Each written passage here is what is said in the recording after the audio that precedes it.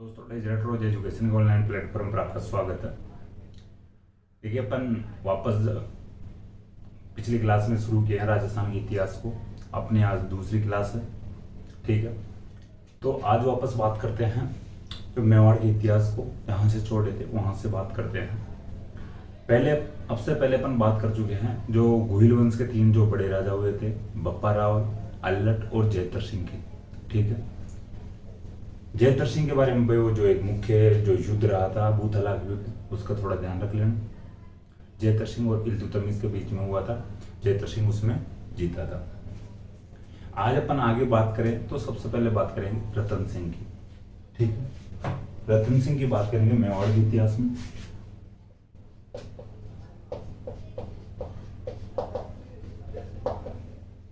देखिए तो एक जो फैक्ट है अपन लास्ट में बात करेंगे इसकी, पहले बता देता हूँ, लेकिन इसका थोड़ा सा विस्तार से बात करेंगे, थोड़ा समझ में सही आएगा। रतन सिंह का एक छोटा भाई था कुंभकर्ण, ये नेपाल चले जाता है। नेपाल में जाकर राणा सागा की स्थापना करता है। देखिए राणा सागा की स्थापना, इसकी भी अपन थोड़ी विस्तार से चर्चा करेंगे। फिर वो राणा सागा की स्थापना करता है और जो रतन सिंह था ये रावल लगाता था अपने नाम के आगे, ठीक है। तो इसकी भी अपन बात करेंगे। देखिए रतन सिंह के समय में एक युद्ध हुआ था, बड़ा युद्ध हुआ था चित्तौड़ में, साका हुआ था, ठीक है। ये इसलिए ये प्रसिद्ध रहा है, ये थोड़ा सा इंपॉर्टेंट भी बनता है इसलिए, ठीक है। 1303 में देखिए इसका जो टाइम पीरियड रहता है 1302 से 1303 रहता है, ठीक है। एक साल ही इसका जो टाइम पीरियड रहता है, शासनकाल रहता है रतन सिंह का। 1303 में एक आक्रमण होता है अलाउद्दीन खिलजी का,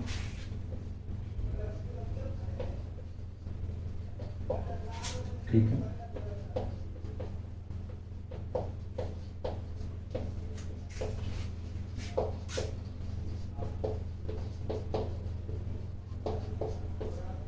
खिलजी वंश का जो एक महान जो आक्रमणकारी रहा है अलाउद्दीन खिलजी, ये विश्व यानी दुनिया को जीतना चाहता था, अपने आप को दूसरा सिकंदर मानता था, ठीक है। आगे और बात करेंगे इसके लिए, इसके बेटे ने क्या क्या लिखवाया है, क्या क्या कहा राजस्थान में, ठीक। और अभिलेखों से अपने को क्या जानकारी मिलती है इसके लिए, ठीक है। आगे बात करेंगे 1303 में अलाउद्दीन खिलजी आक्रमण करता है चित्तौड़ पर, ठीक है। आक्रमण के कारण जानना जरूरी है अपने लिए। आक्रमण के कारण जानेंगे क्यों अलाउद्दीन खिलजी चित्तौड़ पर आक्रमण करता है, ठीक है। देखिए चित्तौड़ पर आक्रमण करने का कोई एक कारण नहीं था अलाउद्दीन खिलजी का, ठीक है। बहुत से कारण हो सकते हैं, जिनमें से अपन जो भी इंपॉर्टेंट जो कारण होंगे उनको अपन पढ़ेंगे, उनकी अपन चर्चा करेंगे। सबसे पहला कारण ले सकते हैं आक्रमण करने का कि अलाउद्दीन खिलजी एक बड़ा आक्रमणकारी था, एक बड़ा शासक था, ठीक है। तो क्यों न कोई बड़ा शासक होगा तो क्यों न अपने जो साम्राज्य में विस्तार करना चाहिए, ठीक है। तो ये अपने साम्राज्य में विस्तार करना चाहेगा।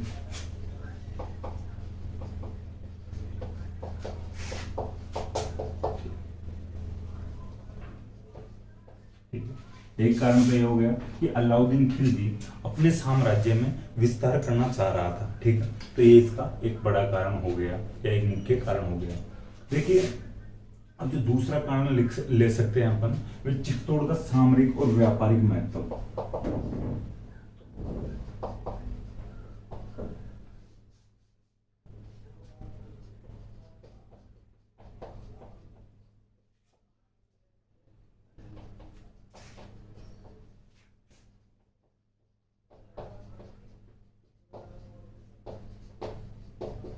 देखिए सामरिक और व्यापारिक महत्व ये कैसे रहा है चित्तौड़ का, ये मैं आपको बताता हूँ। देखिए चित्तौड़ का सामरिक का जो थोड़ा सा समझना, समर यानी युद्ध होता है, ठीक है। यौद्धिक महत्व है, समर का मतलब होता है युद्ध होता है, ठीक है। तो सामरिक महत्व भी रहा है चित्तौड़ का और व्यापारिक महत्व भी रहा है, ठीक है। पिछली क्लास में मैं आपको विस्तार से समझाया था, थोड़ा अच्छे से समझाया था, वैसे मैं वापस आपको बताने की कोशिश करूंगा, आप समझने की कोशिश करना। देखिए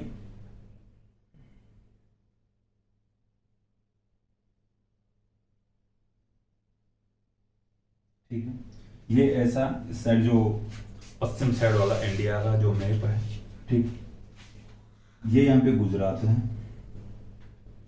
ये देखिए यहाँ पे राजस्थान अभी,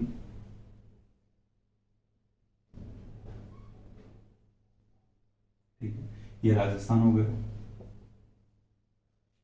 ये इधर मध्य प्रदेश हो गया, ठीक है। देखिए ये मध्य प्रदेश में जो मालवा वाला क्षेत्र आता है, ठीक है, इधर यहाँ पे दिल्ली होगी। दिल्ली में जो सुल्तान बैठा है अलाउद्दीन खिलजी बैठा है। मालवा में कोई भी दिल्ली का सुल्तान होगा जो अधिकार करना चाहेगा, तो क्यों अधिकार करना चाहेगा? मालवा में खेती होती है, एग्रीकल्चर होती है, अच्छी खासी एग्रीकल्चर होती है। मालवा वाला जो क्षेत्र, देखिए मालवा जो क्षेत्र होता है जहां पर मालव जाति ने निवास किया था, पंजाब में भी मालवा है और मध्य प्रदेश में भी मालवा है, जो राजस्थान के लगता हुआ जो क्षेत्र है मालवा का, जो मध्य प्रदेश में, ठीक है, जैसे नीमच हुआ है, मंदसौर है, ठीक है, और भी जो क्षेत्र है मालवा में मध्य प्रदेश के। तो जो मध्य प्रदेश वाला मालवा है, यहाँ पर अच्छी खासी एग्रीकल्चर होती थी। अच्छी खासी जहां पर एग्रीकल्चर होगी, उस क्षेत्र को कोई भी राजा या कोई भी बड़ा राजा क्यों न अपने अधिकार में लेना चाहेगा?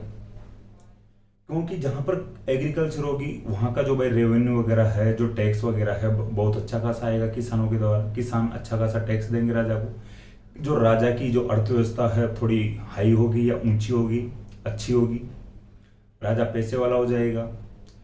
उन पैसों को अपनी जो सेना में लगाएगा, सेना मजबूत होगी, ठीक है। तो इस प्रकार से अलाउद्दीन खिलजी मालवा पर अधिकार करना चाह रहा था। भाई अच्छी सेना होगी या मजबूत सेना होगी तो कहीं पर भी जो आक्रमण करेगा या युद्ध करेगा तो वो अच्छी सेना उनको जीत के ले आएगी, उन युद्धों को जीतेगी, ठीक है। तो ये सामरिक महत्व है मालवा का। दिल्ली से अभी बात करते रास्ते की, व्यापारिक महत्व की बात करें तो व्यापारिक महत्व, इधर गुजरात की अपन बात कर रहे हैं। गुजरात के पास सारे पोर्ट है, बंदरगाह गुजरात के पास है। भारत में कोई भी बाहर से जो व्यापार करने आएगा, जो भी कंपनी व्यापार करने आएगी, ट्रेड करने आएगी, वो पोर्ट के माध्यम से आएगी, बंदरगाह के माध्यम से आएगी, ठीक है, जल मार्ग के द्वारा आएगी, और वो आके गुजरात के किनारों पर रुकेगी। गुजरात में आके जो कंपनियां रुकेगी सबसे पहले वो गुजरात को टैक्स देगी। गुजरात को टैक्स देगी तो गुजरात की अर्थव्यवस्था अच्छी खासी रहेगी। तो अलाउद्दीन खिलजी गुजरात को भी जीतना चाह रहा था, गुजरात पर भी कब्जा करना चाह रहा था कि मैं गुजरात पे और मालवा पे आक्रमण कर लूँ या कब्जा कर लूँ।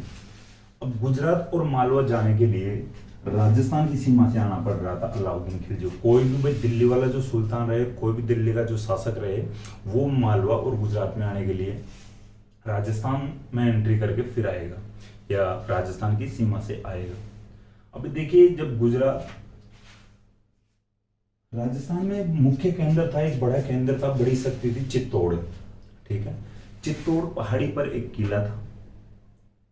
चित्तौड़ एक ऐसा किला था, एक इतना बड़ा किला था कि वहां पर किले में भी खेती की जा सकती थी, ठीक है। जल स्रोत अच्छे खासे रहे हैं तो खेती की जा सकती है, तो क्यों ना अलाउद्दीन खिलजी यहाँ पर आक्रमण करना चाहेगा और खुद के जो बंदे को बैठा देगा भाई चित्तौड़ के किले में, और यहाँ से मालवा और गुजरात पर अच्छे से कंट्रोल कर पाएगा। तो देखिए, बार बार में दिल्ली से मालवा और गुजरात आने में बहुत टाइम भी लगता है। उस समय में कोई प्लेन वगैरह की तो व्यवस्था थी नहीं, हाँ भाई घोड़ों और हाथियों से आना जाना होता था। एक बार गुजरात आगे जाने में कुछ बहुत से महीने लग जाते थे, तो इसलिए वे टाइम बहुत खर्च होता था। तो अलाउद्दीन खिलजी चाहता था मैं चित्तौड़ पर अधिकार कर लूँ, चित्तौड़ में मेरा कैंडिडेट बैठा दूँ या मेरा बंदा बैठा दूँ या मेरा सेनापति बैठा दूँ, और यहाँ से मेरे पास रेवेन्यू पहुंचे, ये मालवा और गुजरात का या टैक्स पहुंच जाए, ठीक है। तो इस प्रकार से व्यापारिक और सामरिक महत्व होते चित्तौड़गढ़ के, ठीक है। तो ये ध्यान रखना थोड़ा। देखिए, अब बात करते हैं, एक और कारण था सुल्तान की प्रतिष्ठा का सवाल।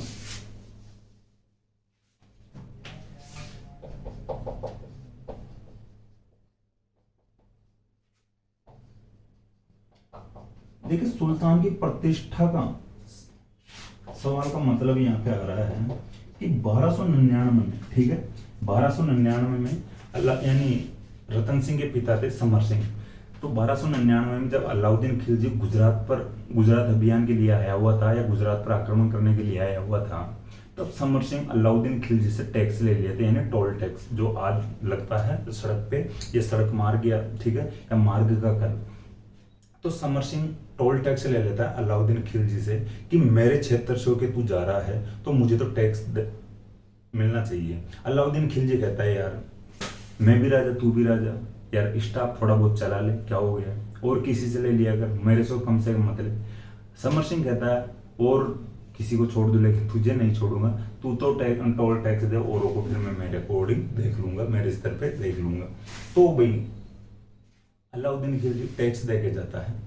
अलाउद्दीन खिलजी एक बार दरबार में बैठा हुआ था, खुद के दरबार में बैठा हुआ था दिल्ली में, और जो उसके सेनापति वगैरह थे वो बैठे बैठे दरबार में हंस रहे। अलाउद्दीन खिलजी इस प्रकार के जो भाषण दे रहा था, मैं दुनिया को जीत सकता हूँ, मैं पूरे भारत को। देखिए अलाउद्दीन खिलजी एक ऐसा मुस्लिम शासक था कि ये उत्तर भारत को तो जीतना चाहता था, लेकिन ये आक्रमण करते करते साउथ इंडिया में भी पहुंच गया था, ठीक है, दक्षिण भारत में भी पहुंच गया था, ठीक है, पहला शासक था ये मुस्लिम, ठीक है।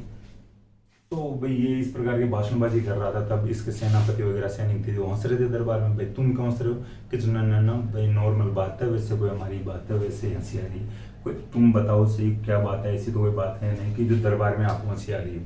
तो ये बताते भाई आप तो ऐसी ऐसी बात कर रहे हो, और आपसे तो टोल टैक्स ले लेता, आप तो पूरे भारत को जीतने की बात कर रहे हो, वो चित्तौड़ वाला समर सिंह तो आपसे टोल टैक्स ले लिया था। तो इस प्रकार से इसको थोड़ी हर्ट कर गई बात, तो इसके लिए भी प्रतिष्ठा का सवाल बन गया था कि भाई अब तो चित्तौड़ पर आक्रमण करना है। तो सुल्तान की प्रतिष्ठा का सवाल देखिए,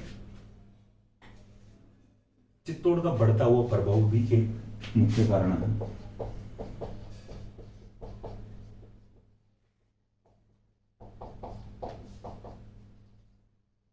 देखिए अपन भूताला युद्ध की बात कर रहे थे, भूताला युद्ध में जयतर सिंह ने इल्तुतमिश को हरा दिया था, ठीक, तो चित्तौड़ का प्रभाव बढ़ रहा था, ठीक। इधर ये भी बार बार में ये जो चित्तौड़ वाले जो टैक्स ले रहे थे, जैसे समर सिंह टैक्स ले रहा था, तो चित्तौड़ का प्रभाव दिनों दिन बढ़ता जा रहा था। तो ये भी एक मुख्य कारण है, चित्तौड़ का प्रभाव बहुत ही हाई स्तर पर या हाई लेवल पे बढ़ रहा था, ठीक, बड़े स्तर पे बढ़ रहा था चित्तौड़ का जो प्रभाव। अब एक जो कारण और होता है, ये हर किसी स्टूडेंट को होता है, ओनली ये ही कारण हर स्टूडेंट को पता रहता है, ये भी अपन ले लेते हैं। कुछ इतिहासकार इसको नेगलेक्ट भी करते, मना भी करते भाई ये कोई कारण नहीं था, लेकिन फिर भी मानना चाहिए भाई, मान लेते हैं अपन। और बता देता हूं, पद्मिनी की सुंदरता,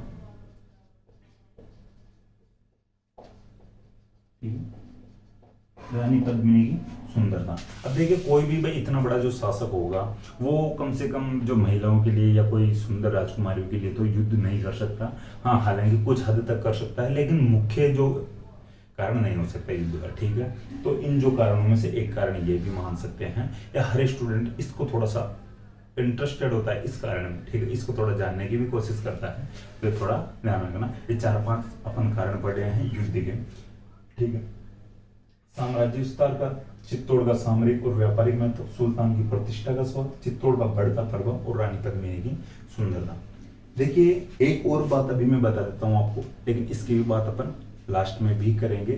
भाई जो रतन सिंह था, ठीक है, रतन सिंह रावल शाखा का अंतिम शासक था, ठीक है, अंत में भी बात करेंगे अपन भाई किस प्रकार से अंतिम शासक था, विस्तार से बात करेंगे। अब थोड़ी सी बात कर लेते हैं रानी पद्मिनी की।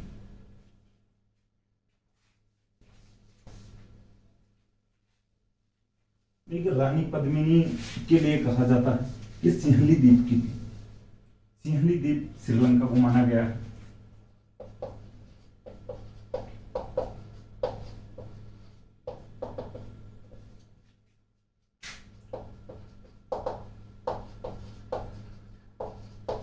सिंहली द्वीप वर्तमान में श्रीलंका।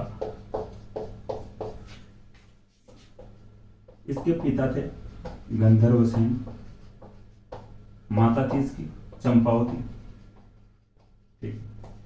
देखिए एक हीरामन तोता के लिए ऐसा माना जाता है कि वो मानव नकल की हूबहू आवाज निकाल रहा है, ठीक है। तो अपन सीता माता अभ्यारण्य के लिए पढ़ते हैं, ये तोता वहां पे पाया जाता है, ठीक है। हीरामन तोता रानी पद्मिनी की सुंदरता के बारे में आकर इधर बताता है रावल रतन सिंह को, ठीक है, राजकुमार था उस समय रतन सिंह। हीरामन तोते के कहने से और जो भी इंफॉर्मेशन मिलती है रावल रतन सिंह को हीरामन तोते के द्वारा, उसको सुन के रावल रतन सिंह उधर श्रीलंका की तरफ रवाना हो लेता है। भाई ये जो पद्मिनी कोई भी राजकुमारी है, ये तो अपने को चाहिए।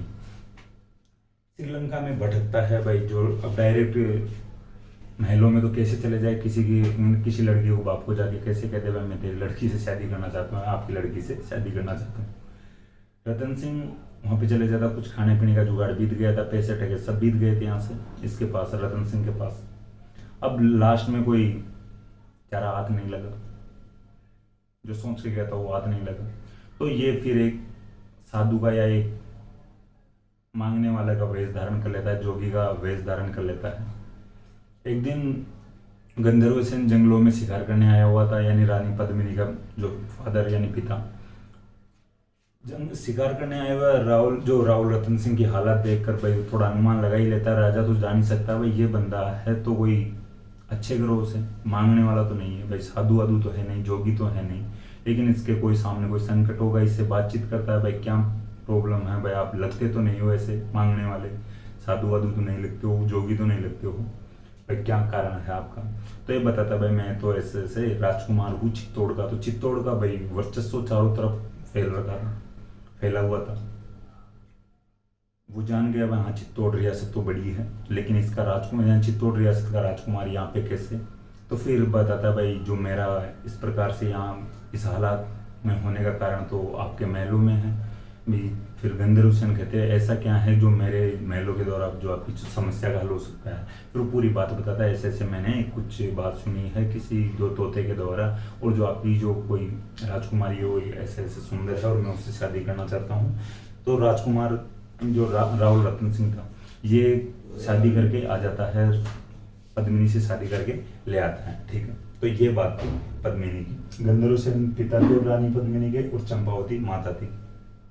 सिंहली द्वीप श्रीलंका की रानी पद्मिनी को माना गया है। थोड़ी सी आगे अपन अलग बात भी करेंगे राजस्थानी साहित्य के अकॉर्डिंग, ठीक है। देखिए अब ये सुंदर महिला थी रानी पद्मिनी। रानी पद्मिनी चित्तौड़ के महलों में आ गई। राघव चेतन नाम का एक विद्वान था राहुल रतन सिंह के दरबार में,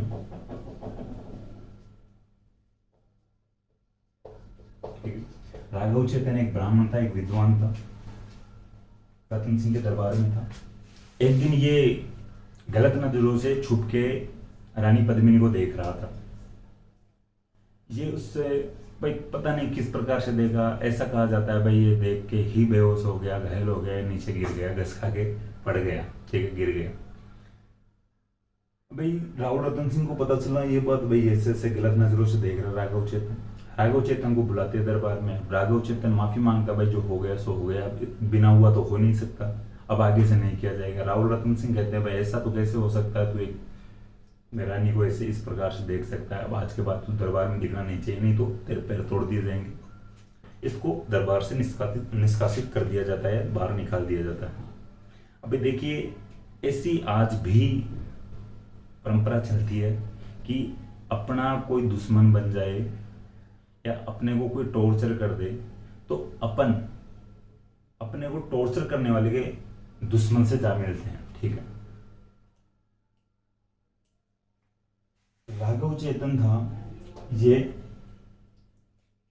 अलाउद्दीन खिलजी से जा मिलता है, ठीक है, अलाउद्दीन खिलजी से जा मिलता है।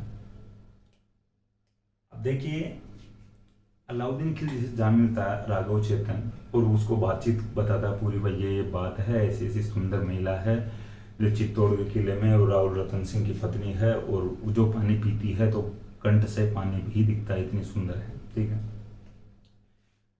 अलाउद्दीन खिलजी पहले से ही परेशान कर रखा था राहुल यानी चित्तौड़ वालों को या राहुल रतन सिंह को, समर सिंह को, ठीक है। जैसे सामरिक और व्यापारिक महत्व थे इन्हीं के अकॉर्डिंग चित्तौड़ को अधिकार में लेना चाहता था, लेकिन पार नहीं पड़ रही थी।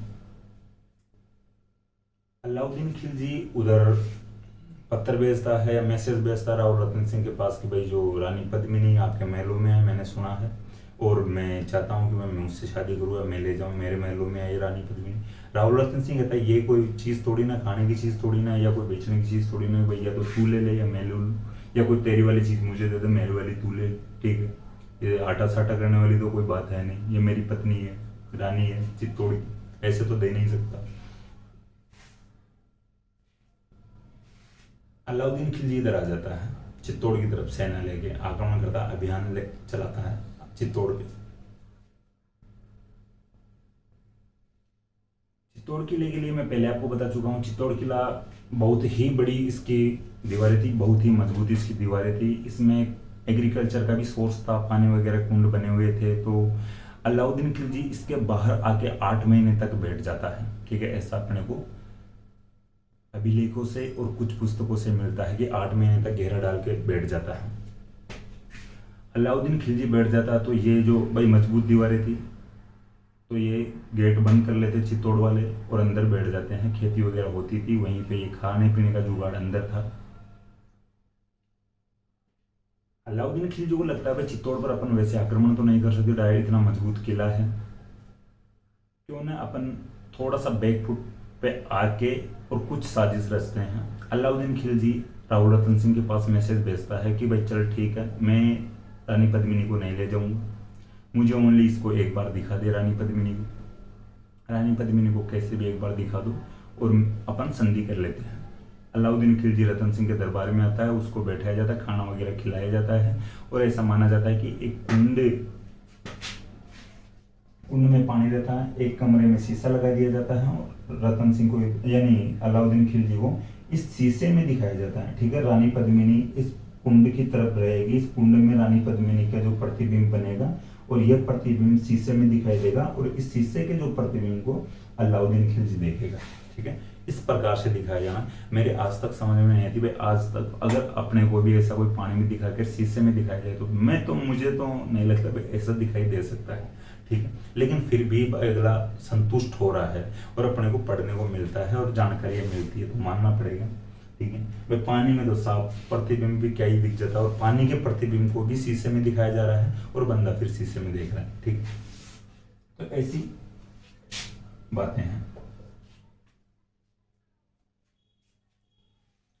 संधि वंधि कर लेते हैं, ठीक है, देख लिए, खाना वगैरह खाए भाई। ये होता है, आज भी होता है, अपने कोई गेस्ट आता है या मेहमान आता है तो उसको अपन पहले तो जो अपने बस स्टैंड तक छोड़ने के लिए जाते थे, पहले गाड़ियाँ वाड़ियाँ पर्सनल नहीं थी, तब भाई बस आती थी गांव वाली और गांव वाली बस के स्टैंड तक छोड़ने के लिए जाते थे, बस में बैठाने के लिए जाते थे। आजकल भी अपने जो बाउंड्री का गेट होता है, भाई पर्सनल गाड़ियों से आते हैं गेस्ट तो बाउंड्री के गेट तक तो कम से कम छोड़ के आते हैं, ठीक है। उसे बोलते मेहमान नवाजी। तो वैसे ही राहुल रतन सिंह भी संधि करके अलाउद्दीन खिलजी को अपने यानी वापस डेरे तक छोड़ने जा रहा था। राहुल रतन यानी अलाउद्दीन खिलजी जैसा ही आक्रांतकारी था वैसा ही माइंड से भी भाई ज़्यादा ही समझदार बंदा था, ठीक है। अलाउद्दीन खिलजी राहुल रतन सिंह को गिरफ्तार कर लेता है, ठीक है, अपने कैंप में और मैसेज भेजता वापस चित्तौड़ में कि राहुल रतन सिंह तब ही दिया जाएगा, बदले में यानी रानी पद्मिनी हमारे को दी जाएगी या मुझे दी जाएगी। अब रानी पद्मिनी भी भाई जितनी सुंदर थी उससे ज़्यादा विदुषी या विद्वान महिला थी, ठीक है, समझदार बुद्धिमती थी। देखिए रानी पद्मिनी अपने भाई और भतीजे को कहती है, जो गोरा भाई था रानी पद्मिनी का और बादल भतीजा था। गोरा और बादल राहुल रतन सिंह के सेनापति भी थे, बहुत अच्छे सेनापति हुए थे। राहुल रतन सिंह भाई उधर कब्जे में आ जाता है अलाउद्दीन खिलजी के। पद्मिनी गोरा और बादल को कहती है, गोरा और बादल यहाँ पे बातचीत करने के बाद ठीक है, वापस मैसेज करते हैं, रिप्लाई करते हैं भाई ठीक है, हम रानी पद्मिनी को देने के लिए तैयार है। ये प्लानिंग तैयार करते हैं रानी पद्मिनी और गोरा बादल और जो सेनापति थे। मैसेज करते हैं कि भाई रानी पद्मिनी के साथ में इसकी जो दासियां हैं, इसके साथ की जो महिलाएं हैं, जो सहेलियां हैं, ये भी आना चाहती है, ये भी आपके पास ही आएगी, रानी पद्मिनी के साथ रहेगी। अलाउद्दीन खिलजी कहता है अपने को तो रानी पद्मिनी चाहिए, वो आए तो उनका भी स्वागत है, ठीक है। तो रानी पद्मिनी के साथ उन जो दासियों और जो सहेलियों के भी आने की बात हो जाती है, जो भी डन हो जाता है मामला। अब देखिए जो ये बहुत ही ज्यादा समझदार थे, बहुत ही ज्यादा बुद्धिमान थे, गोरा बादल पद्मिनी और जो सेनापति थे चित्तौड़ वाले। रानी पद्मिनी एक पालकी में बैठाई जाती है, एक पालकी वो 4 बंदे उठाएंगे और जो पालकियां थी उनमें बहुत ही हष्ट पुष्ट योद्धा बैठाए जाते हैं, महिलाओं को वेश धारण करवा के बैठाए जाते हैं। उन सभी पालकियों को भी एक पालकी को 4 बंदे उठा रखे हैं।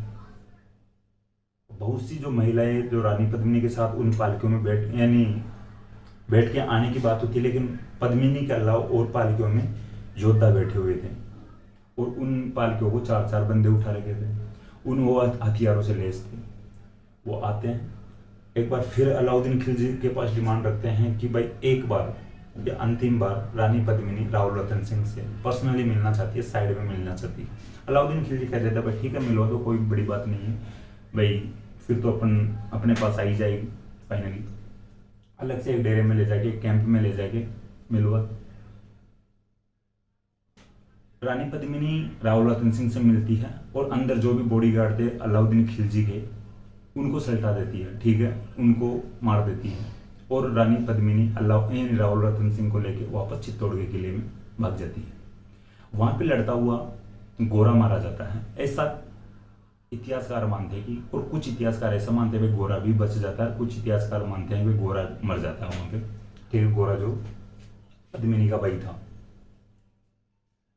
अलाउद्दीन खिलजी को लगता है भाई ये तो धोखा हो गया, विश्वासघात हो गया, लड़ाई होती है।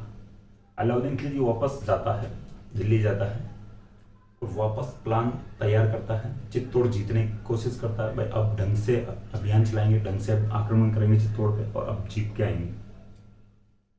वापस आके चित्तौड़ पर घेरा डाल लेता है।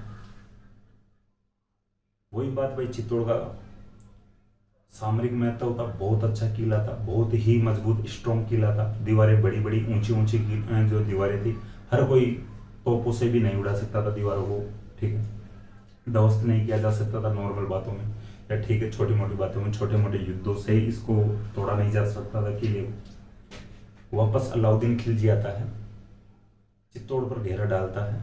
वही भाई बहुत दिनों तक 6 से 8 महीने तक इसका घेरा डाल के रखता है, कुछ ज्यादातर अपने को 8 महीने का ही मिलता है उल्लेख, ठीक है।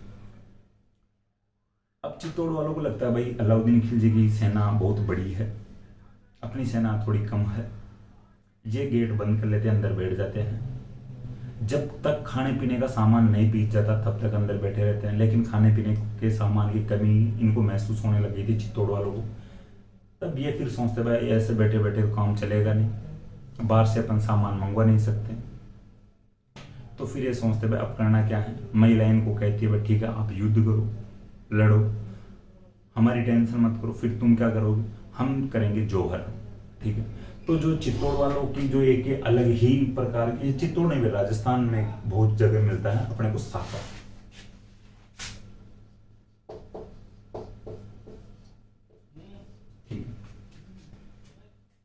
सेनापति और जो राव रतन सिंह थे और जो चित्तौड़ के और सैनिक थे, इन्होंने डिसीजन लिया कि भाई अपन साका करते हैं, अपन लड़ते हुए शहीद हो जाएंगे, अपन केसरिया करेंगे और जो महिलाएं जौहर करेंगी, ठीक है। जौहर ये साका होता है, इसमें 2 चीजें होती है, ठीक है। देखिए केसरिया और जौहर दोनों होंगे जिस युद्ध के दौरान, वो कहलाएगा साका। हालांकि अपन यानी जैसलमेर के बारे में आगे पढ़ेंगे, वहां के 2.5 साके प्रसिद्ध है, वहां पे एक जो साके के दौरान जौहर नहीं किया गया था उसकी अपन विस्तार से चर्चा करेंगे, जैसलमेर पढ़ेंगे तब, ठीक है। तो केसरिया और जौहर होता दोनों एक साथ होते हैं, उसको कहते हैं साका। केसरिया पुरुषों के द्वारा किया जाता है, केसरिया पुरुषों के द्वारा केसरिया कलर के, केसरिया रंग के कपड़े पहनकर किया जाता है, यानी लड़ते हुए वीरगति को प्राप्त होना, या ये सोच के युद्ध करना कि अपने को पीछे वालों की कोई टेंशन नहीं है, पीछे अपने कोई नहीं है, बस अपने को युद्ध में ध्यान देना है। पीछे महिलाएं जोर कर लेती है, ठीक है, रानी पद्मिनी के नेतृत्व में महिलाएं जोर करती है। रानी पद्मिनी के साथ में अन्य 1600 रानियों के साथ, अन्य 1600 महिलाओं के साथ जोर किया गया था, ठीक है। यह अग्नि में प्रवेश कर जाती है, तो यानी किले में अग्नि जलाई जाती है और अग्नि में प्रवेश कर लेती है रानी पद्मिनी और प्लस यानी इनके साथ में जो अन्य 1600 महिलाएं या रानी है, ठीक है, ये ध्यान रखेंगे। जोहर करने के बाद जो पुरुष है चित्तौड़ के जो सेनापति राव रतन सिंह और जो सैनिक है वो केसरिया करने चले जाते हैं, केसरिया साफा धारण करके सामने वाले जो दुश्मन की सेना से लड़ने, यानी कि अलाउद्दीन खिलजी की सेना से लड़ने के लिए चले जाते हैं, इसको कहते हैं केसरिया। केसरिया और जौहर जिस युद्ध में होता है उसको कहते हैं साका, ठीक है। अब यहाँ की जो चित्तौड़ के सैनिक और जो महिलाएं सभी वीरगति को प्राप्त हो जाते हैं। अलाउद्दीन खिलजी कब्जा कर लेता है, अधिकार कर लेता है चित्तौड़गढ़ पे, चित्तौड़ किले पे अधिकार कर लेता है। अलाउद्दीन खिलजी चित्तौड़ में एंट्री करता है, चित्तौड़गढ़ किले में एंट्री करता है।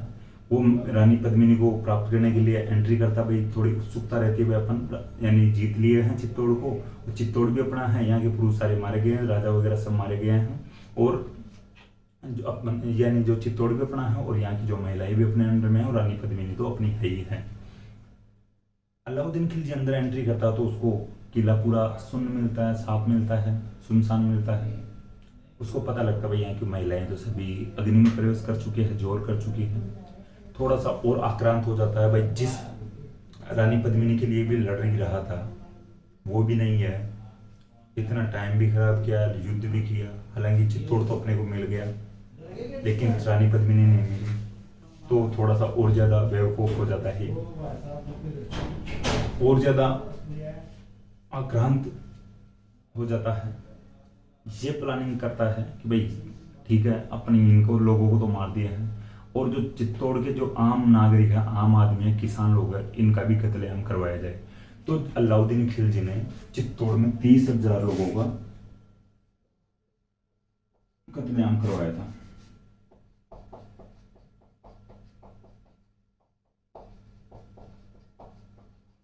ठीक है, आप लिख लें। अलाउद्दीन खिलजी ने चित्तौड़गढ़ में 30,000 लोगों का कत्लेआम करवाया था। साका 1303 में हुआ था। देखिए इसकी डेट भी अगर लिखना चाहो तो आप लिख सकते हो भाई। देखिए ये डेट वगैरह नहीं पूछी जाती है ज्यादातर, 3 यानी 25 अगस्त इसकी डेट है, लेकिन आप 1303 याद रखना। 1303 में चित्तौड़ का प्रथम साका हुआ था। ठीक है, 1303 में। आगे और भी साके हुए चित्तौड़ में, उनकी भी आगे आगे बात करेंगे अपन। ठीक है, 1303 में चित्तौड़ का प्रथम साका हुआ था, 25 अगस्त 1303 को। ठीक है, थोड़ा ध्यान रखना। साका की बात हो गई। साके में जोहर और केसरिया होता है, ये ध्यान रखना। साका क्या होता है, किसी स्टूडेंट के माइंड में ये कंफ्यूजन हो सकता है। केसरिया और जोहर होगा वो साका कहलाएगा। जोहर महिलाएं करती है, अग्नि में प्रवेश करती है। एक जगह से अपने को जल जोहर की भी बात या जल जोहर का भी फैक्ट मिलता है, उसकी भी अपन आगे बात करेंगे। और केसरिया पुरुषों के द्वारा किया जाता है। केसरिया सापा धारण करके, केसरिया कपड़ा धारण करके केसरिया किया जाता है पुरुषों के द्वारा। ये दोनों होते हैं तब साका होता है। ठीक, रानी पद्मिनी के नेतृत्व में 1600 अन्य रानियों ने जोर कर लिया था। ठीक है, रतन सिंह के नेतृत्व में केसरिया किया गया था, ये भी थोड़ा ध्यान रखना। देखिए रतन सिंह के सेनापति गोरा और बादल थे, मैं ये भी बता दिया। जो गोरा था पद्मिनी का भाई था, और जो बादल था पद्मिनी का भतीजा था। ठीक है, वैसे काका भतीजा थे गोरा और बादल। ठीक है, अलाउद्दीन खिलजी चित्तौड़ पर अधिकार कर लेता है, 30,000 लोगों का कत्लेआम करवाता है। ठीक है, ये भी मैं आपको बता दिया। अब अलाउद्दीन खिलजी भाई ये तो है नहीं कि चित्तौड़ में बैठ जाए खुद राजा बन के, उधर दिल्ली भी तो संभालनी है पीछे। खुद अलाउद्दीन खिलजी दिल्ली चले जाता है। भाई चित्तौड़ को किसको सौंप के जाए? अलाउद्दीन खिलजी का एक बेटा था खिजर खान।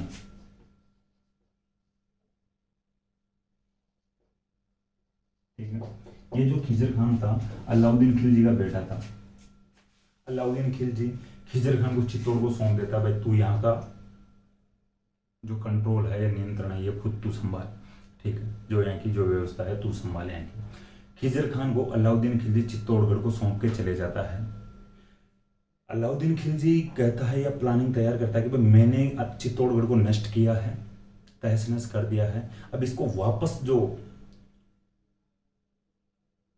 आबाद करेगा, ये इसकी वापस जो निर्माण करेगा चित्तौड़ का, आगे बढ़ाएगा, विकसित करेगा चित्तौड़ को, ये खिजर खान करेगा। ठीक है, तो चित्तौड़ को अब आबाद जो करेगा ये खिजर खान करेगा। तो इस चित्तौड़गढ़ का नाम ही खिजराबाद कर दिया अपने बेटे के नाम पे। ठीक है,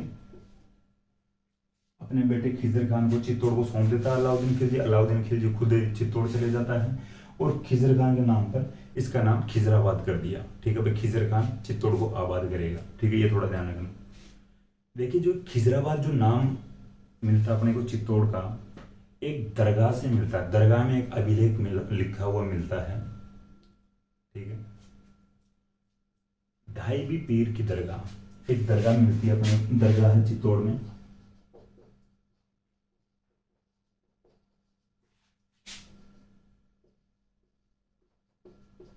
ये दहाईबी पीर की एक दरगाह है चित्तौड़ में। इस दरगाह पर एक अभिलेख मिलता है। उस अभिलेख से इस दरगाह के अभिलेख से अपने को उल्लेख मिलता है कि भाई चित्तौड़ का नाम अलाउद्दीन खिलजी अपने बेटे खिजर खान के नाम पे खिजरा रख दिया था। ठीक है, तो ये थोड़ा ध्यान रखना, अच्छे से ध्यान रखना भाई। दहाईबी पीर की दरगाह से मिलता है। अब खिजर खान यहाँ पे क्या क्या निर्माण करवाता है इसकी भी बात कर लेते हैं। देखिए खिजर खान भाई निर्माण करवाएगा, यहाँ का जो इसको जो पिता था अलाउद्दीन खिलजी, इसको नष्ट कर जाता है, चित्तौड़ को नष्ट तहस नहस कर देता है। तो यहाँ पे एक नदी थी गंभीरी नदी,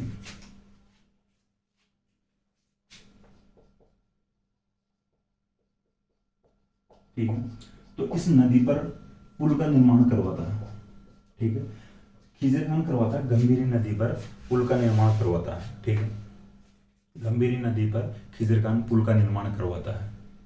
चित्तौड़ में एक मकबरे का निर्माण करवाता है।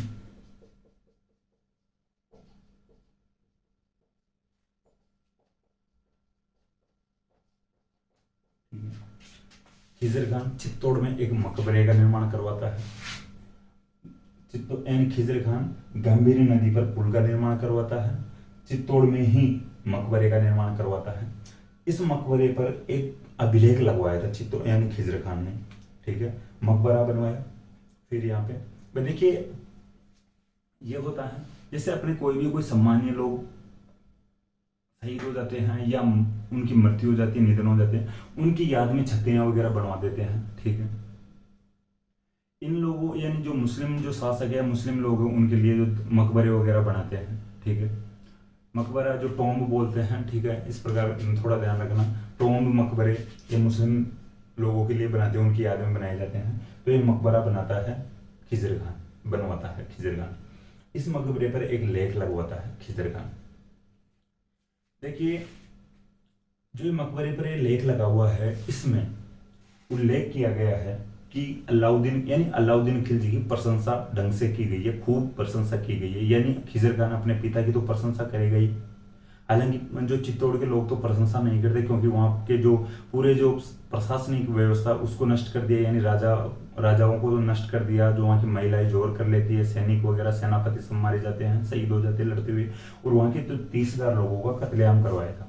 तो वो तो अलाउद्दीन की प्रशंसा नहीं करते, अलाउद्दीन खिलजी की प्रशंसा नहीं करते वो तो जो चित्तौड़ के आम लोग तो। लेकिन खिजर खान खुद प्रशंसा करता अपने पिता की। ये जो मकबरे का जो अभिलेख है यहाँ पर मिलता है, इस अभिलेख में उल्लेख किया गया है, खिजर खान के द्वारा बताया गया है कि अलाउद्दीन खिलजी यानी ईश्वर की छाया है। ठीक है, अलाउद्दीन खिलजी को ईश्वर की छाया बताया गया है और संसार का रक्षक बताया गया है।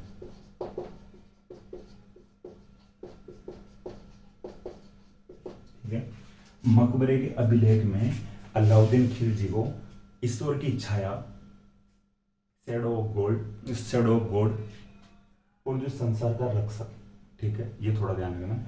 मकबरे के अभिलेख में अलाउद्दीन खिलजी को ईश्वर की छाया बताया गया है और जो संसार का रक्षक बताया गया है। और यहाँ पे अपने उल्लेख मिलता है कि अलाउद्दीन खिलजी को दूसरा सिकंदर भी कहा गया है।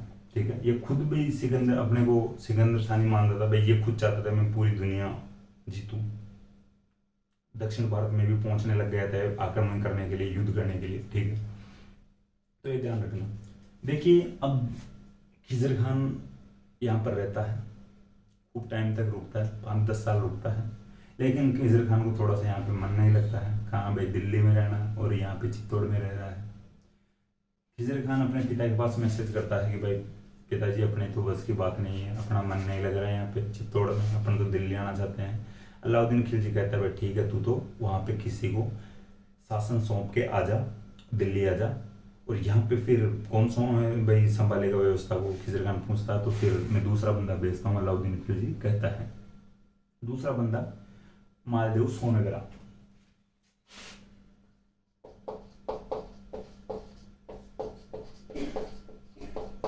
ठीक है, मालदेव सोनगरा को अलाउद्दीन खिलजी यहाँ पे भेजता चित्तौड़ में। देखिए मालदेव सोनगरा की थोड़ी सी मैं बताऊं, 1311 में अलाउद्दीन खिलजी जालोर पर आक्रमण करता है। ठीक है, वैसे अपन जालोर पढ़ेंगे तब विस्तार से बात करेंगे, कानड़ देव सोनगरा, विरमदेव सोनगरा, कानड़देव सोनगरा का बेटा था वीरमदेव सोनगरा। 1311 में अलाउद्दीन खिलजी जालोर पर आक्रमण करता है। कानड़देव सोनगरा लड़ते हुए वीरगति को प्राप्त हो जाता है। उसका बेटा वीरमदेव सोनगरा वो भी लड़ते हुए वीरगति को प्राप्त हो जाता है। ऐसी कहानियां है या ऐसी मान्यता है, कुछ इतिहासकार ऐसे मानते हैं कि मालदेव सोनगरा कानड़देव सोनगरा का तो भाई था, ये तो कंफर्म है, लेकिन इतिहासकारों का मानना है कि मालदेव सोनगरा को कानड़देव सोनगरा पहले ही निष्कासित कर देता है अपनी सेना से, या पहले ही निकाल देता है। कुछ इतिहासकार मानते हैं कि भाई कानड़देव सोनगरा और वीरमदेव सोनगरा के मरने के बाद में, शहीद होने के बाद में, वीरगति को प्राप्त होने के बाद मालदेव सोनगरा बच जाता है और फिर ये अलाउद्दीन खिलजी की शरण में चले जाता है, अलाउद्दीन खिलजी के दरबार में चले जाता है। इस प्रकार की बातें अपने सामने आती हैं, इतिहासकारों का अलग अलग मानना है। मालदेव सोनगरा छोटी छोटी सेनाएं ले जाके अलाउद्दीन खिलजी को परेशान करता रहता था, भाई मुझे जालोर चाहिए, मुझे जालोर चाहिए, भाई हमारा जालोर है। अलाउद्दीन खिलजी कहता है मैं तुझे जालोर तो दूंगा नहीं, लेकिन तुझे और बड़ी जगह दे दूँ तो। मालदेव सोनगरा कहता है ऐसी कौन सी जगह, चल तू जा चित्तौड़ जाके संभाल ले। तो मालदेव सोनगरा को चित्तौड़ का जो प्रशासक या शासक नियुक्त कर देता है अलाउद्दीन खिलजी। ये आपको समझ में आ गई होगी। 1311 में अलाउद्दीन खिलजी जालोर पर आक्रमण करता है। अब जो इन आक्रमणों की जानकारी मिलती है उनकी बात कर लेते हैं थोड़ी सी अपन। जो पुस्तकें हैं उनकी बात कर लेते हैं। ये बातें हो गई रतन सिंह, पद्मिनी, और जो यहाँ पे जो साका वगैरह हुआ था, यानी केसरिया और जोर हुआ था, इनकी बात हो चुकी है। अब बात करते हैं इनकी जानकारी अपने को कहाँ कहाँ से मिलती है।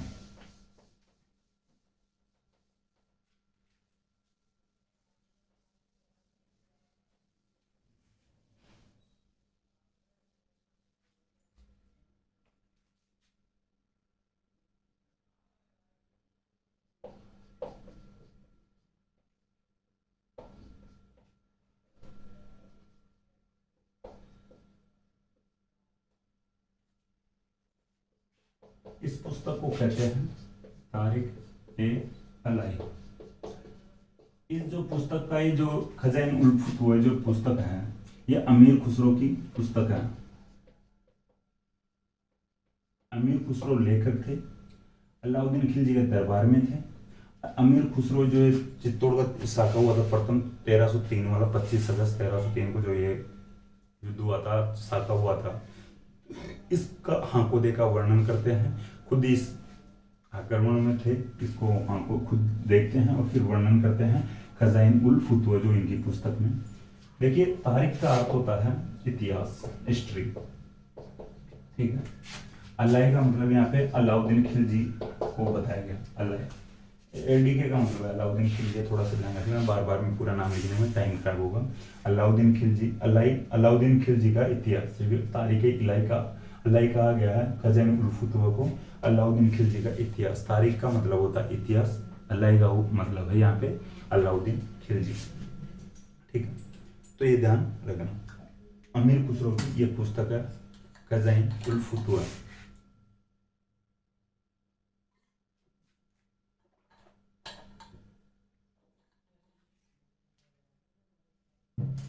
इस पुस्तक में 1303 वाले जो साका हुआ था या युद्ध हुआ था, इसका हांकोदे का वर्णन आप ये पता लगा सकते हो, ठीक है।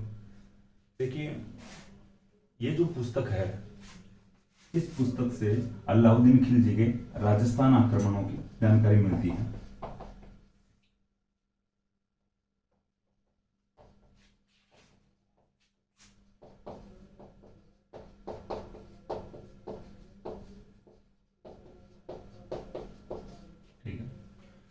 खजाइन उल फुतूह जो पुस्तक है मीर खुसरो की, इस पुस्तक से अलाउद्दीन खिलजी के जो राजस्थान में आक्रमण किए गए थे, ठीक है, इन आक्रमणों की जानकारी मिलती है, थोड़ा ध्यान रखना, ठीक है। एक पुस्तक और है पद्मावत, इसकी भी बात कर लेते हैं।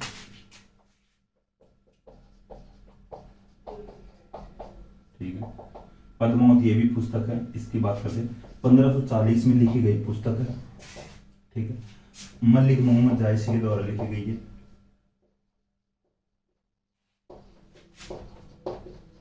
ठीक है, उत्तर प्रदेश के थे मलिक मोहम्मद जायसी, जौनपुर शायद मैं भूल रहा हूँ थोड़ा, हाँ ये शायद कंफर्म है कि उत्तर प्रदेश के जौनपुर के थे मलिक मोहम्मद जायसी।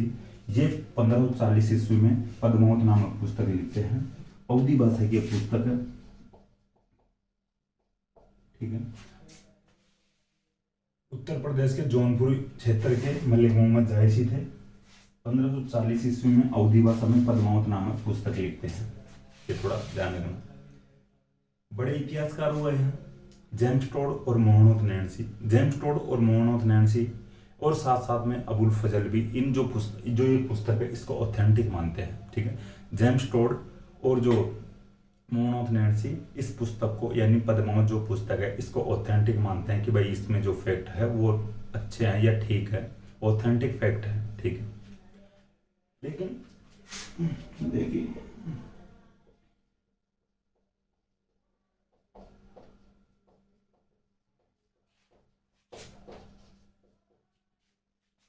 ठीक है, जेम्स टोड और नैन्सी इस पुस्तक को स्वीकार करते हैं। एक इतिहासकार हुए हैं सूर्यमल मिश्रण।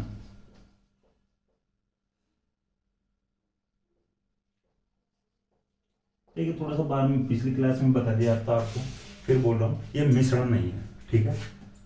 मिश्रण नहीं है, जो मिक्सर वाला मिश्रण नहीं है, ये मिश्रण है। सूर्यमल मिश्रण इसको अस्वीकार करते हैं कि इस जो पुस्तक में जो फैक्ट है, जो तथ्य है, वो इतिहास पर आधारित नहीं है। ये एक कविता संग्रह है मलिक मोहम्मद जायसी का, और कविता इतिहास नहीं हो सकती, ठीक है। तो इस प्रकार से आप थोड़ा ध्यान रखना। जेम्स टोड और मोहम्मद नैन्सी और साथ ही और भी कोई इतिहासकार हुए हैं, खूब इतिहासकार हुए हैं, वो इनको माने हैं पद्मावत पुस्तक को ऑथेंटिक माने हैं, या इसके जो कुछ फैक्ट जो है उनको माने हैं।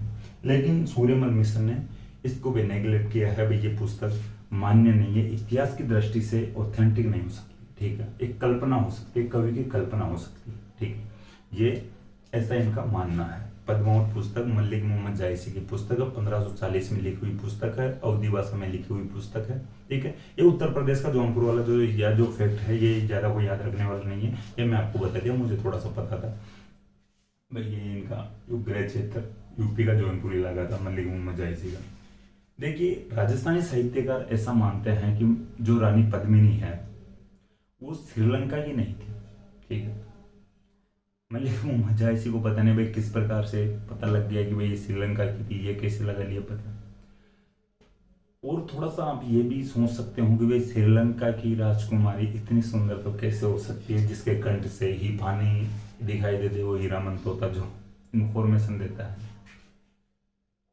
लसित मलिंगा को आपने देखा है, उसके कंठ से पानी दिख सकता है आपको? जयवर्धने, कुमार संगकारा, उनके कंठ से पानी सोच भी सकते हो आप, ठीक है। उधर गोटाबाया राजपक्षे, महिंदा राजपक्षे, उनको देखो। तो देखिए ये थोड़ी मजाक की बात है, लेकिन फिर भी वहाँ के जो लोग जो इतनी सुंदरता नहीं हो सकती, हाँ कुछ एक अपवाद हो सकते हैं, लेकिन ज्यादातर लोग किस प्रकार के आप देख सकते हो श्रीलंका के। और आप ये सोच सकते हो भाई राजस्थान का बंदा वहाँ पे श्रीलंका ठेठ नीचे जाके और वहाँ की राजकुमारी से शादी करके ले आए, ये कोई खेल थोड़ी ना। उस जमाने में जो वहाँ पे कोई ट्रांसपोर्टेशन का सिस्टम भी नहीं था उस समय, या तो कोई जल मार्ग से जाओ या कोई घोड़े वगैरह से जाओ, ठीक है, यही साधन थे ट्रांसपोर्टेशन के। कोई प्लेन वगैरह तो थी नहीं, खुद की कोई गाड़ी वाड़ी थी नहीं, 4 व्हीलर गाड़ी ले जाए जाके ले आए, ठीक है। राजस्थानी जो साहित्यकार है इनका मानना है कि जो रानी पद्मिनी है बीकानेर के पूगल क्षेत्र की थी, ठीक है। बीकानेर का पूगल क्षेत्र, पूगल भाई आज भी आप सुने हुए होंगे, पूगल बीकानेर में है। देखिए जो बीकानेर का पूगल है या बीकानेर जो क्षेत्र है उस समय जैसलमेर रियासत में आता था, ठीक है। पूगल बीकानेर वाला जो क्षेत्र है वो उस समय जैसलमेर में आता था। उस समय जो जैसलमेर का कोई पूनमाल भाटी यहाँ का जो सामंत था, ये जो पूगल का जो सामंत था पूनमाल भाटी, ठीक है, ये ध्यान रखना। पाल है, ठीक है, पुनपाल भाटी ये पुगल का सामंत था। ये जैसलमेर रियासत का ही एक ठिकाना था या बादशाह पुगल। इनकी बेटी मानते हैं राजस्थानी साहित्यकार पद्मिनी को। ये बात हो चुकी है राजस्थानी साहित्यकारों के द्वारा, राजस्थानी साहित्यकारों के अकॉर्डिंग। एक दोहा भी चलता है इनका, ठीक है, रानी पद्मिनी के लिए। देखिए दोहे जो होते हैं ये कोई ऑथेंटिक हो सकते हैं, इनके अकॉर्डिंग ही जो साहित्यकार अनुमान लगा सकते हैं, या आज भी अपने सामने कोई दोहा आए तो अपन उसका जो अर्थ निकाल के पता लगा सकते हैं भाई ये दोहा क्या कह रहा है, ठीक है। दोहा पूगल गडरी पद्मिनी तू रानी सिरमोड़, पूगल गडरी पद्मिनी तू रानी सिरमोड़, जैसलमेर जन्म लियो परणी गढ़ चित्तौड़, ठीक है। ये पूछा है, वापस मैं बोल दूं, मैं लिखने की यहाँ पे जगह है नहीं पूरे दोहे को, वापस अपन रिवीजन करेंगे तो आपको भी थोड़ा सा सामने दिखना चाहिए। दोहा में बोल देता हूं, पूगल गडरी पद्मणी तू रानी सिरमोड़, जैसलमेर जन्म लियो परणी गढ़ चित्तौड़। पूगल, ठीक है, तू पूगलगढ़ की राजकुमारी है, पूगलगढ़ की तू पद्मणी है, तू रानियों में सिरमौर है, ठीक है। पूगलगढ़ की पद्मणी तू रानी सिरमौर की, पूगलगढ़ की तू पद्मणी है, तू रानियों में सिरमौर है, जैसलमेर में तूने जन्म लिया है, तेरा विवाह है, तेरी शादी हुई है चित्तौड़गढ़ में, ठीक है। तू परणी है, परणी का मतलब शादी होना, विवाह होना, अपन बात कर दे परणना, ठीक है। परणी का मतलब शादी होना। पूगलगढ़ की पद्मणी तू रानी सिरमौर, जैसलमेर जन्म लियो परणी गढ़ चित्तौड़, ये दोहा भी कहता है। तो कुछ राजस्थान इतिहासकार मानते हैं कि भाई पूगल जो ये पद्मिनी थी, रानी पद्मिनी थी, ये पूगल की थी। अब आगे बात करें, अब आगे थोड़े समझने वाले और फैक्ट है। हमीर की बात करते हैं, आगे कोई राजा हुआ है। देखिए वापस से थोड़ा सा रिवीजन की बताऊं, ये दो पुस्तकों के नाम देखें अपन, खजाइन उल फुतूह, ये अमीर खुसरो की पुस्तक है। इसमें 1303 वाले जो साका का जो आंखों का वर्णन करता है अमीर खुसरो। इस पुस्तक को अन्य नाम तारीख अलाई, तारीख का अर्थ होता है इतिहास, और अलाई को यहाँ पे माना गया अलाउद्दीन खिलजी, अलाउद्दीन खिलजी का इतिहास। ये अलाउद्दीन खिलजी का राजस्थान में आक्रमणों की जानकारी देती है, खजाइन उल फुतूह, ठीक है। एक पुस्तक पढ़ी है अपन ने पद्मावत, पद्मावत 1540 में मलिक मोहम्मद जायसी के द्वारा अवधी भाषा में लिखी हुई पुस्तक है, ठीक। जेम्स टोड और मोनोथ नैन्स ने इस पुस्तक को स्वीकार किया है, और जो सूर्यमल मिशन ने इस पुस्तक को अस्वीकार किया है, ठीक है। ये बातें अपन इनके बारे में पढ़े हैं। थोड़ी सी रानी पद्मिनी के बारे में बात की है कि कुछ इतिहास राजस्थानी साहित्यकारों को मानना है कि भाई जैसलमेर रियासत का जो भाग हुआ करता था पूगल बीकानेर, इसकी ये राजकुमारी है, पुनपाल भाटी की पुत्री है। अब बात करते हैं आगे जो राजा हुए हैं हमीर। थोड़ा सा समझना भाई, यहाँ पे कोशिश करना समझने की भी, फैक्ट ऐसे ही है।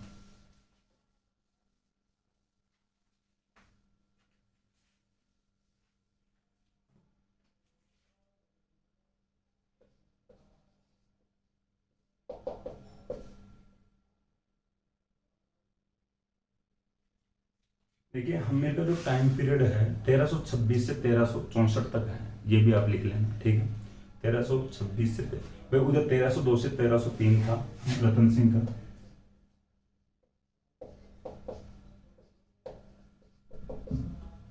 ये हमीर का टाइम पीरियड है 1326 से 1364। अपन बात करते आ रहे हैं गुहिल वंश की, गुहिल वंश की बात कर रहे हैं। सबसे पहले बात किए थे गुहिल की, समझना कोशिश करना। फिर बात किए थे बप्पा रावल, ठीक है। गुहिल के बाद में बप्पा रावल की बात किया है।